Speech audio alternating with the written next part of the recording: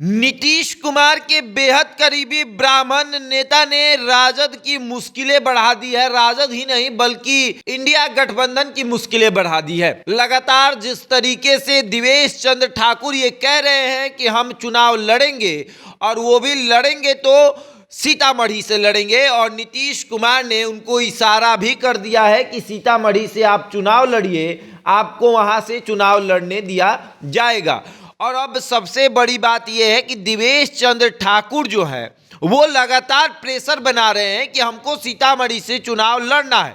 और देवेश चंद्र ठाकुर सिर्फ इंडिया गठबंधन की मुश्किलें नहीं बढ़ा रहे, बल्कि जेडीयू के अंदर तमाम नेताओं की मुश्किलें बढ़ा रहे हैं और तमाम नेताओं से वो जो है वो दुश्मनी भी साध रहे हैं। जहां एक तरफ सभी जेडीयू के भी नेता जो हैं वो आरोप लगा रहे हैं उनके ऊपर कि देवेश चंद्र ठाकुर आखिर क्यों लड़ेंगे चुनाव, क्या उनसे नीतीश कुमार की बातचीत हुई है, क्या सार्वजनिक बातचीत वो करेंगे। नीतीश कुमार सबके सामने कहेंगे कि हमने देवेश चंद्र ठाकुर को कहा है कि आप जाइए सीतामढ़ी से चुनाव लड़िए, और देवेश चंद्र ठाकुर भी दावा कर रहे हैं कि हमको सीतामढ़ी से चुनाव लड़ना है।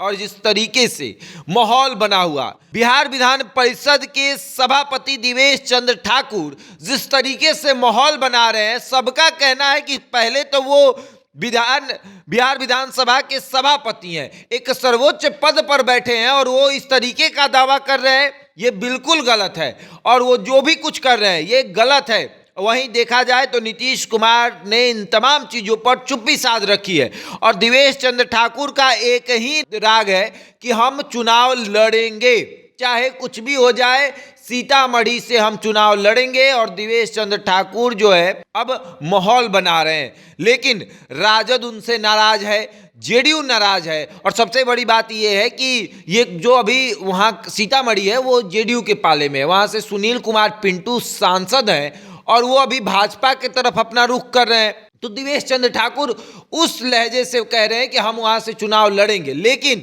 उनका यह भी कहना है कि नीतीश कुमार ने उनको इशारा कर दिया है कि आप जाइए सीतामढ़ी से तैयारी करिए, आपको चुनाव लड़ना है। और उसके बाद तमाम तरह की बातें सामने आई कि नीतीश कुमार जो है वो ब्राह्मणों पर ध्यान दे रहे हैं, ब्राह्मणों पर कुछ ज़्यादा ही वो प्रभावित हो गए हैं और ब्राह्मण को आगे लेकर बढ़ेंगे, इस तरह की बातें सामने आई।